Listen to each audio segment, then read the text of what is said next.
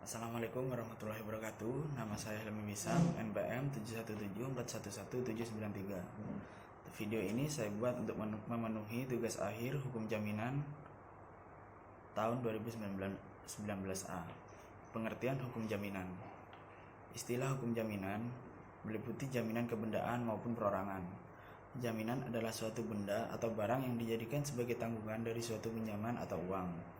Menurut Hartono Hadi Suprapto, memberikan pengertian tentang jaminan adalah suatu yang diberikan kepada kreditur untuk menimbulkan keyakinan bahwa debitur akan memenuhi kewajiban yang dapat dinilai dengan uang.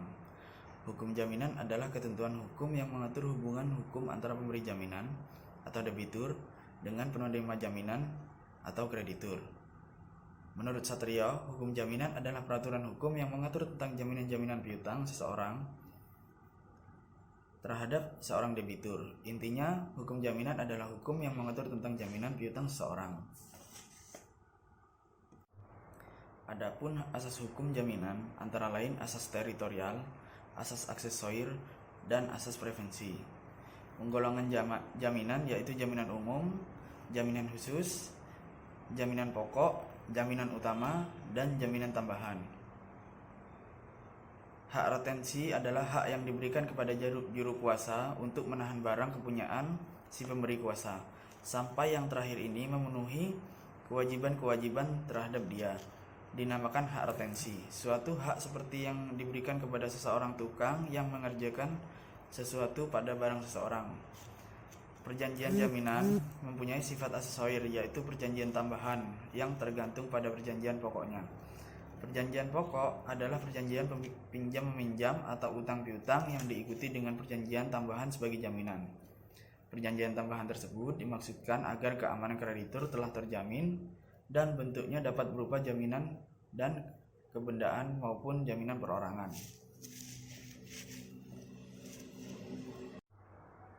Asas hukum dan macam-macam jaminan kebendaan. Jaminan gadai. Jaminan gadai merupakan suatu hak yang diperoleh berpiutang atas suatu barang bergerak yang diserahkan kepada orang yang berhutang antara lain dan yang memberikan kekuasaan kepada si berpiutang untuk mengambil pelunasan dari barang tersebut secara didahulukan daripada orang-orang yang berpiutang lainnya, kecuali haruslah didahulukan biaya untuk melelang barang serta biaya yang telah dikeluarkan untuk menyelamatkan barang yang digadaikan tersebut. Timbulnya hak gadai karena perjanjian pasal 1132 dan 1133. Hak untuk didahulukan di antara orang-orang berpiutang terbit dari hak-hak istimewa, hak gadai, dan hak hipotek. Perjanjian ini melibatkan dua pihak, yaitu pemberi gadai atau debitur dan penerima atau pemegang gadai atau kreditur. Objek benda yang digadaikan adalah benda bergerak berwujud, kecuali kapal yang terdaftar pada register kapal, dan benda bergerak tidak berwujud yang berupa hak-hak dalam perjanjian gadai ialah bahwa benda yang dijadikan jaminan haruslah dilepas dari kekuasaan si pemberi gadai dan diserahkan kepada penerima gadai. Subjek gadai tidak ditetapkan artinya siapapun. Jadi setiap manusia selaku pribadi dan setiap badan hukum berhak menggadaikan bendanya. Yang penting merupakan orang atau pembawa hak yang cakap bertindak mau atau orang yang berhak berbuat bebas terhadap suatu benda. Jaminan fidusia. Jaminan fidusia adalah hak jaminan atas benda bergerak baik yang berwujud maupun tidak berwujud dan benda tidak bergerak, khususnya bangunan yang tidak dapat dibebani hak tanggungan yang tetap berada dalam penguasaan pemberi fidusia sebagai agunan bagi pelunasan uang tertentu yang memberikan kedudukan yang diutamakan kepada penerima fidusia terhadap kreditur lainnya. Pasal 1 poin 2 Undang-Undang Jaminan Fidusia. Jaminan fidusia diatur dalam Undang-Undang Nomor 42 Tahun 1999 tentang jaminan fidusia. Lembaran Negara Republik Indonesia tahun 1999 nomor 162 dan tambahan Lembaran Negara Republik Indonesia nomor 3889. Subjek jaminan fidusia terdiri dari pemberi fidusia. Pemberi fidusia adalah orang, perseorangan, atau korporasi pemilik benda yang menjadi objek jaminan fidusia. Pasal 1 poin 5 Undang-Undang Jaminan Fidusia. Penerimaan fidusia adalah orang, perseorangan yang mempunyai piutang yang pembayarannya dijamin dengan jaminan fidusia. Pasal 1 poin 6 Undang-Undang Jaminan Fidusia. Benda yang dimiliki dan dialihkan hak kepemilikannya, baik benda yang berwujud maupun tidak, terdapat maupun terdaftar maupun tidak terdaftar, bergerak maupun tidak bergerak, yang tidak dapat dibebani hak tanggungan atau hipotek. Pasal 1 poin 4 Undang-Undang Jaminan Fidusia.